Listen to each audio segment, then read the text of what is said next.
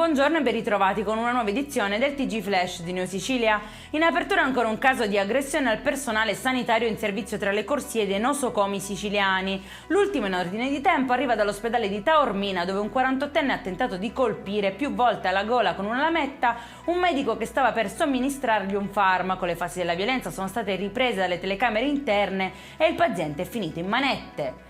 La procura di Gela ha iscritto 2 persone nel registro degli indagati con l'accusa di omicidio stradale. L'inchiesta riguarda la morte del piccolo Loris di 9 anni, travolto da un'auto a fine gennaio mentre era in bici nelle vicinanze della sua abitazione. Grave incidente in un'azienda agricola zootecnica del Palermitano, ferito un allevatore di 50 anni, colpito con un calcio alla testa da un vitello mentre cercava di farlo salire su un autocarro per avviarlo al macello. Necessario l'intervento dell'elisoccorso per il trasferimento in ospedale. Sanzionato un venditore abusivo di agrumi a Catania, aveva allestito in piazza Stesicoro uno stand senza alcuna autorizzazione, ostacolando anche il passaggio dei pedoni. La sua presenza è stata segnalata da un minorenne con l'app YouPol.